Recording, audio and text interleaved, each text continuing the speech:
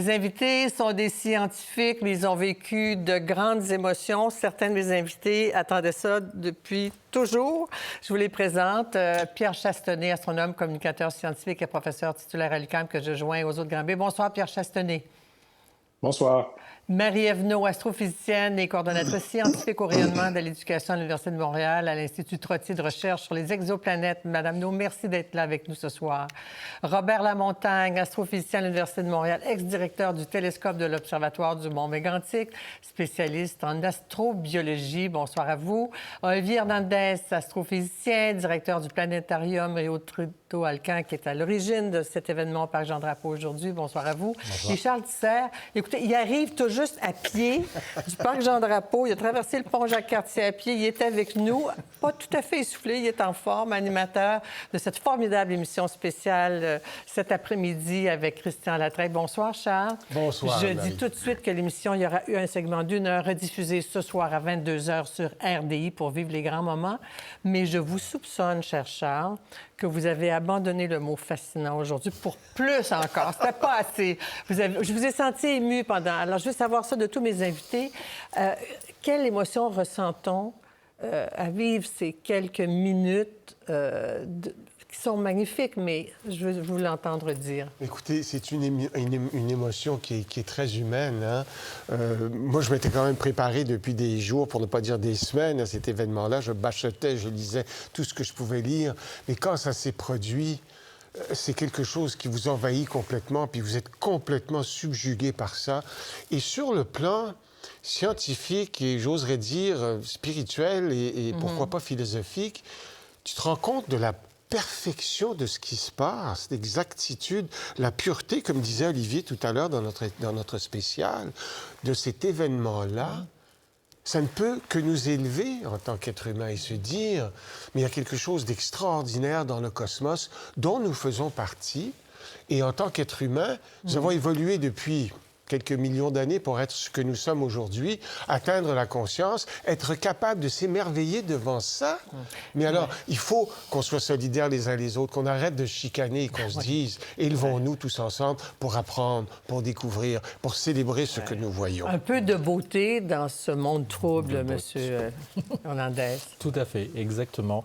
C'était votre première, vous? C'était ma première. Avez-vous pleuré? Oui. Ouais. Je l'ai reçu avec beaucoup d'émotions. Beaucoup d'émotions. Qu'est-ce qui émeut?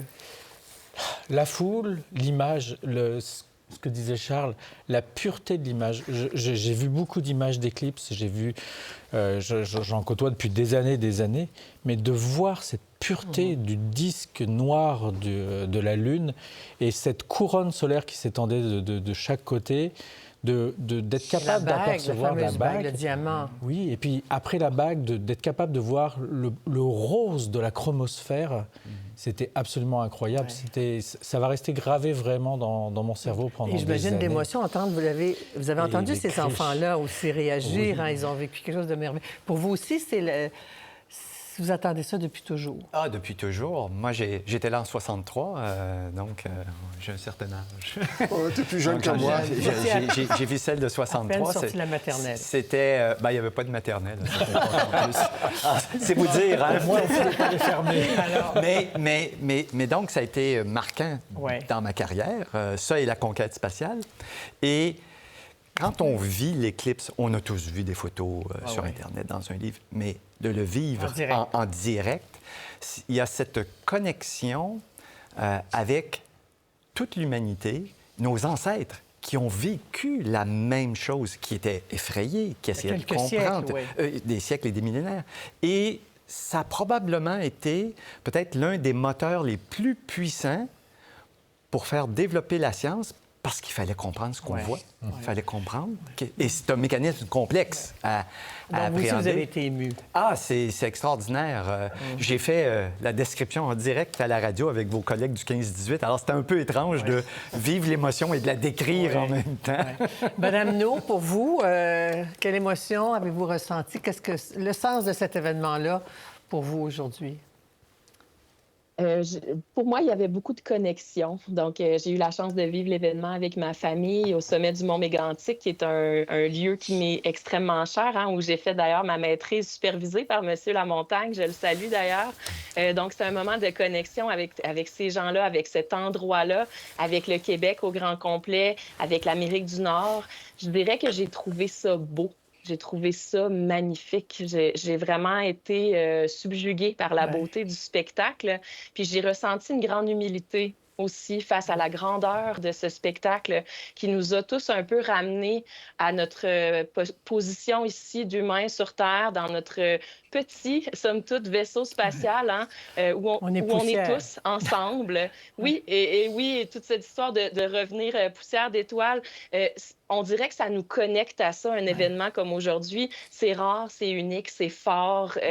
J'ai beaucoup de gratitude d'avoir vécu ça Parce qu'on aujourd'hui. soupçonne beaucoup d'astrophysiciens de vouloir trouver la réponse à la grande question « D'où venons-nous? » Moi, tantôt, j'ai simplement parlé, Pierre Chastenay, du grand horloger, parce qu'à la seconde près, on est capable de prédire une éclipse. On sait que dans 150 ans, 200 ans, à quelle heure, à quel endroit ça va arriver, n'est-ce pas?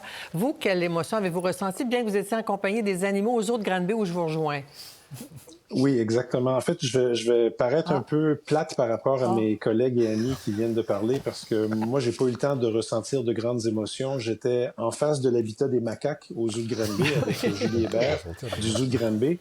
Et puis, à toutes les minutes, nous devions noter exactement le comportement de 13 individus qui font partie de cette famille de macaques, si vous voulez. Donc, on n'a vraiment pas eu le temps. On a réussi à regarder l'éclipse de temps à autre parce qu'on était sous le toit d'un abri qui est devant l'habitat des macaques. Alors, essentiellement, je n'ai pas vu l'éclipse. Mais par contre, j'ai vu Vous l'avez comment étudié, les macaques... l'effet de l'éclipse. J'ai vu comment les macaques ont réagi à l'éclipse. C'était vraiment spectaculaire, c'était vraiment fascinant. Ah, oui. Alors, imaginez 13 macaques là, qui sont devant nous, et puis quelques minutes avant la totalité, ils se sont tous juchés sur des roches, sur des branches, ils étaient tous en hauteur, ils se sont tous tournés dos au soleil éclipsé, et ils se sont mis en position fétale, comme s'ils se préparaient à faire dodo. Okay. C'était tellement beau. On avait dit 13 moines qui se préparent à entrer en méditation. Ça a duré le temps de la totalité, évidemment. Puis dès que la lumière est revenue, les animaux ont commencé à vocaliser beaucoup. Je pense qu'ils se demandaient les uns les autres, mais qu'est-ce qui vient de se passer au juste? Et puis, au bout de 5 à 10 minutes, ils ont repris leur comportement normal. Mais ça a vraiment été un beau moment. J'ai pas vu l'éclipse, j'ai pas vécu les émotions. Vous aurez des images, vous la reverrez en décrire. écoutant l'émission spéciale ce soir de Charles à 22h sur RDI. Absolument, ça va me faire plaisir. Mais pouvez-vous nous préciser, parce qu'on va continuer notre conversation bientôt après la pause, mais pourquoi c'est important d'observer le comportement des animaux? Qu'est-ce que ça nous apprend ou pas? Qu'est-ce qu'on cherche? Alors, c'est pas la première fois que l'on observe le comportement des animaux lors d'une éclipse totale de soleil. Il y a eu des études qui remontent, à la limite au Moyen Âge puis à la Renaissance, là, mais bon. De manière plus scientifique, je vous dirais qu'à partir des années 30, on s'est mis à étudier ces choses-là de manière plus précise. Ce qu'on cherche à comprendre, dans le fond, c'est qu'est-ce qui se passe dans la tête des animaux. Bon, vous avez un chat, un chien, un poisson rouge, vous vous êtes sûrement déjà demandé qu'est-ce qui se passe dans la tête de mon animal de compagnie. Ben, c'est exactement cette question-là à laquelle on essayait de répondre. Et puis, le contexte de l'éclipse totale de soleil nous donne une occasion d'observer le comportement des animaux dans une situation qui est complètement inédite pour eux. Ils n'ont jamais vécu une éclipse totale de soleil. C'est un phénomène qui, comme vous le savez, vous l'avez vécu, est très rapide, très spectaculaire. Il fait noir très rapidement. Il recommence à faire clair très rapidement. Baisse de température, les vents qui se lèvent, et ainsi de suite. Et donc, en étudiant comment les animaux se comportent dans ce genre de situation-là, ça nous en apprend un peu plus sur leur vision du monde. Comment est-ce qu'ils perçoivent le monde autour d'eux? Ils le savent. Ça, ultimement, ça nous permet de mieux en prendre soin, de mieux les comprendre, de mieux se sentir peut-être proche de nos frères animaux. Monsieur Lamontagne, en arrivant, vous m'avez raconté que dans le parc où vous étiez, vous avez observé aussi un comportement des animaux. Oui, c'est ça. C'est un parc où il y avait peu de gens, mais donc les oiseaux, entre autres, se sont rassemblés dans un bosquet d'arbres. On les a entendus chanter quelques minutes avant la totalité. Et ensuite, pendant la totalité, c'est le silence complet. Pour eux, c'est la nuit. Ouais. Et puis ensuite, ils reprennent au retour de la lumière. Ça a été très court. Nous, c'était 1 minute 37 secondes environ. Alors, écoutez, on va poursuivre ensemble cette conversation. On va célébrer ce moment unique dans une vie, dans un siècle, dans l'univers. On est tout petit, mais la science nous porte, nous informe, nous renseigne. Alors, à tout de suite. Restez avec nous, mesdames, messieurs. Chaque centre de service, chaque école doit être autonome, puis de voir comment ils gèrent ça. Est-ce qu'il reste en banque une journée pédagogique ou il n'en reste pas? Je pense qu'il y en a aussi qui étaient inquiets de dire est-ce qu'il y en a qui vont se brûler les yeux, la rétine. C'est des expériences qui n'arrivent pas souvent, donc c'est difficile d'aller voir dans le guide qu'est-ce qu'on doit puis qu'est-ce qu'on ne doit pas faire. Puis bien, on se reposera la question dans 82 ans. C'est la réponse du premier ministre aujourd'hui à la question pourquoi les centres scolaires étaient fermés. Ça réagit déjà avec mes invités en studio. 36 centres scolaires avaient fermé leurs écoles, 34 les avaient gardées ouvertes. Est-ce que les conseils scolaires ont la note de passage? Ils ont passé l'examen, le test pour l'apprentissage des enfants. Alors, je lance la question à mes invités. Puis je vais commencer avec vous, Pierre Chastenay, parce que vous avez écrit une lettre ouverte le 22 mars. Vous étiez, est-ce qu'on peut dire, fâché, indigné. Vous n'en reveniez pas du texte, ni de l'endroit où c'était. Racontez-nous rapidement. Je vais faire un tour de rapide là-dessus. Oui, je pense que je ne peux pas utiliser à Radio-Canada les termes qui permettraient de décrire comment je me sens par rapport à cette décision-là. Je trouve ça scandaleux. Madame No acquiesce. Jusqu'à un certain point, je ne comprends pas que le premier ministre se soit présent aujourd'hui. Ça prend un certain culot. Après que la santé publique ait placé toutes les informations sur l'éclipse sur le site du gouvernement du Québec sous la rubrique catastrophe et sinistre, j'invente rien, après que le ministère de l'Éducation ait diffusé des informations contradictoires, épeurantes, qui ont fait en sorte que plusieurs centres de services scolaires et plusieurs écoles ont décidé de fermer leurs portes parce qu'il y avait tellement de contradictions puis tellement de confusion dans le message qui était diffusé par le ministère que finalement, à cause de l'action du gouvernement, à cause de l'action du ministère de l'Éducation, il y a plusieurs enfants qui ont été privés de ce phénomène-là, alors que si on avait fait confiance aux personnes enseignantes dans les écoles primaires et secondaires qui avaient reçu la formation, qui avaient les lunettes. Olivier pourra vous en parler. Il a fait énormément d'efforts pour que tous les centres de services scolaires de l'île de Montréal aient accès à des lunettes d'éclipse. Et puis, parce que le gouvernement a communiqué ça de manière parfaitement ridicule, ben, on se retrouve dans la situation qu'on a vécue aujourd'hui où des enfants ont essentiellement passé l'après-midi, des enfants ont passé l'après-midi dans le gymnase, les lumières fermées, en écoutant La Reine des Neiges en boucle. Moi, je trouve ça scandaleux. Oh mon Dieu! Madame No, vous êtes... Votre principale mission comme astrophysicienne, c'est justement l'éducation, si je comprends bien. Oui, ça me tient énormément à cœur de partager cette passion-là qui nous anime un peu tous et toutes avec le plus grand nombre de Québécois, de Québécoises. Puis les plus jeunes sont habituellement extrêmement avides. Là. À chaque fois qu'on les visite, ils adorent quand on leur parle de science, ils en mangent. Donc ça, c'était une belle occasion de les reconnecter avec ça, de les faire vivre quelque chose de spécial. Il y avait énormément de travail qui a été fait en amont pour préparer les écoles. Quand on dit là, que les écoles n'étaient pas trop sûres, mais on était là pour ça. Et puis, justement, il y a plein d'écoles qui l'ont vécu en étant bien préparées parce que c'est normal de ne pas savoir comment se préparer à un tel événement qui est si rare. Donc, j'en veux pas vraiment à personne dans cette histoire. C'est juste que j'aurais aimé qu'on se parle plus puis qu'on réalise l'immense potentiel, l'immense richesse qu'il y avait ici, notamment au sein d'Éclipse Québec qui réunit toutes sortes d'organisations qui étaient là pour préparer les écoles en particulier à la découverte de l'univers, ont fait un travail exceptionnel. Si vous n'avez pas encore eu la chance d'aller voir leur travail, ils ont travaillé sans relâche là, pour s'assurer que toutes les écoles étaient prêtes. Puis ça aurait probablement été le cas si on les avait laissées ouvertes. Vous savez, pas Pierre, mais M. Hernandez, l'éducation est au centre de votre mission aussi au planétarium. Alors, est-ce que les centres scolaires fermés ont la date de passage? Non, manifestement, pas du tout. Là, c'est vraiment dommage.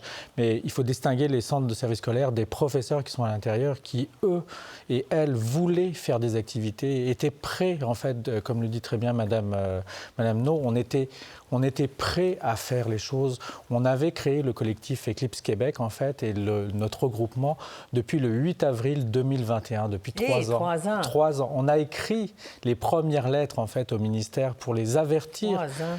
depuis déjà plus la de COVID, 2 ans. Ça doit être la faute de la COVID. Ça doit être la faute de la COVID, mais il y a toujours la faute de quelque chose. Mais c'est la faute à chaque fois, ce que l'on voit, c'est la faute des adultes qui ne considèrent pas que les enfants vont apprendre quelque chose à un moment comme ça. On a échoué comme adultes, donc c'est sûr que les commissions scolaires n'ont pas la note de passage. Pour vous, Charles? Bon, on est un petit peu peureux, un petit peu créatif comme société. Je pense que nos enfants auraient eu besoin de voir ça en direct, d'être préparés pendant des jours et des semaines. Il y a beaucoup d'enseignants qui auraient adoré pouvoir leur faire vivre ça. Et qui mieux qu'un professeur pour encadrer ses élèves, pour mettre les lunettes au bon moment et les enlever au bon moment et les remettre?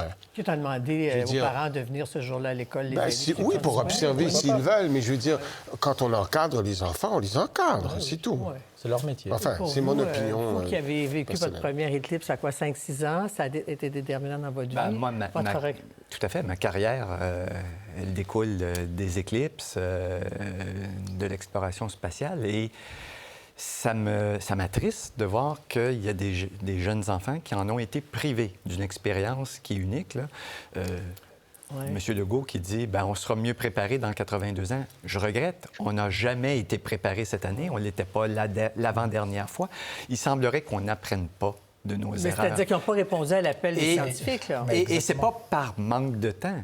3 ans, c'est beaucoup de temps pour se préparer. Non, mais en fait, ils n'ont pas répondu à l'appel des scientifiques. Il n'y a eu aucune... En fait, il y a une peur qui s'est installée et c'est ça qui est frustrant. On a l'impression qu'on passe toujours notre temps à dire la même chose et que finalement, les décisions qu'on prend nous ramènent toujours au Moyen-Âge. C'est toujours des décisions moyenâgeuses avec la même peur de l'éclipse alors que... On est ailleurs, on est en 2024. Alors, vous l'avez dit, Mme No, la fascination des enfants face à la science, aux astres, à l'existence. Déjà, les enfants très jeunes se posent la question, ils posent « D'où on vient, maman? D'où on vient, papa? Est-ce qu'on va tomber dans le vide? » Je ne sais pas.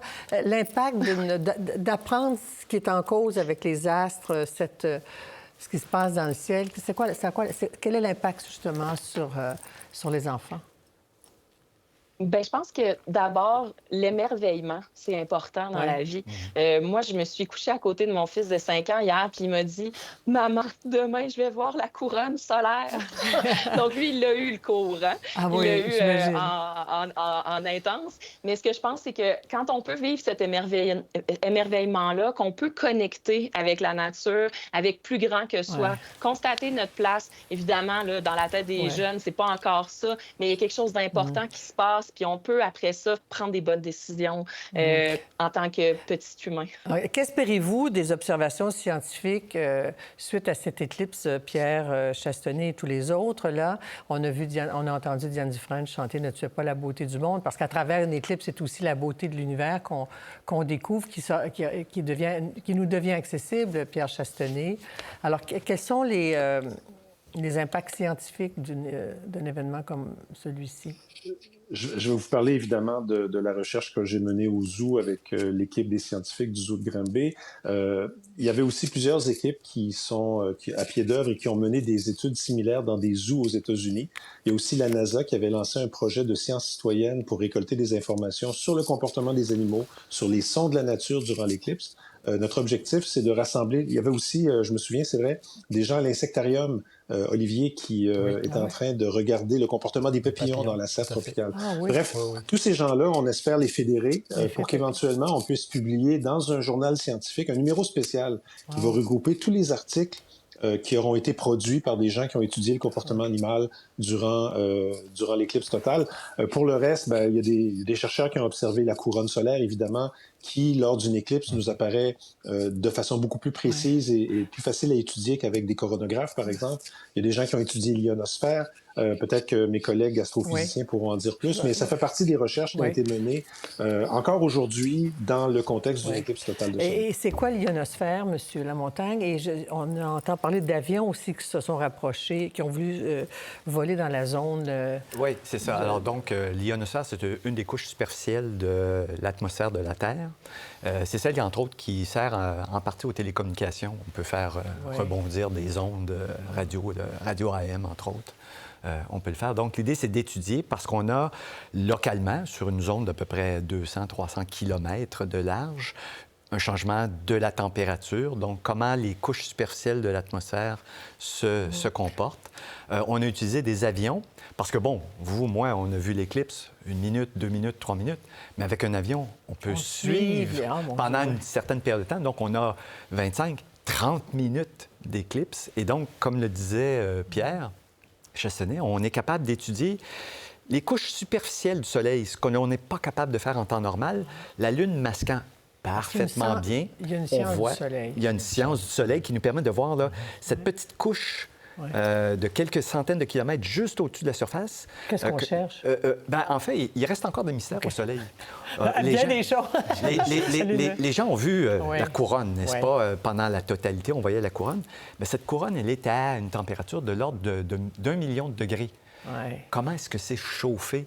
Comment on parle d'une surface qui est à 6000 degrés et qu'on chauffe une couronne à 1 million de degrés en étudiant la petite zone intermédiaire? Et vous, quel impact scientifique est-ce qu'il y en a un particulier? Je vais vous étonner peut-être, mais l'impact qui m'intéresserait de savoir, et je sais qu'il y a des études qui sont menées, c'est justement sur le comportement des humains. On a parlé du comportement des animaux tout à l'heure, mais pourquoi les humains deviennent aussi joyeux, tristes ou ressentent autant d'émotions lors d'un phénomène comme celui-ci? Avez-vous un début de réponse? Parce que vous-même, vous êtes étudié j'aimerais bien savoir. Vous êtes peut-être étudié vous-même, ou Charles? Je dirais que ça se compare à, par exemple, à Montréal, quand le Canadien gagne la Coupe Stanley, il y a une forme de liesse. Il y a je pensais que vous alliez dire que c'est une émotion très rare. C'est une émotion très rare, mais c'est un peu la Coupe Stanley qu'on a vécue. Mais il y a cette communion commune. Je vais laisser un petit mot à Charles, très bref, parce que c'est terminé. Les émeutes en moins. Les émeutes en moins, oui, bien sûr. Moi, ce qui m'a frappé, c'est le changement de température brutale comme ça. Cette fournaise dans le ciel qui s'éteint pendant 1 minute et demie, puis tout le monde gèle. C'est-à-dire que ça montre jusqu'à quel point le soleil est important pour la vie sur Terre. 10 secondes pour vous, M. Chastenay, en terminant, Mme Naud. 10 secondes chacun. Mme Naud, d'abord. Moi, je suis juste vraiment contente que le Québec ait pu vivre ça en grande majorité. Bravo tout le monde. Bravo d'être sorti. Bravo d'avoir observé. Merci à vous. Et vous, en terminant, M. Chastenay? Écoutez, la plupart des gens qui observent une éclipse pour la première fois se demandent « Quand puis-je voir la prochaine? » Alors, informez-vous pour savoir quand seront les prochaines éclipses. Il y en a partout dans le monde. C'est une belle occasion pour voyager. Ah oui, pour l'Espagne. En Espagne, 2026. Allez-vous y être. Achetez-vous bien. Afrique du Nord, 2027. Ah oui, très bien. Merci à vous 5. Merci d'avoir partagé vos émotions, vos observations, votre expertise.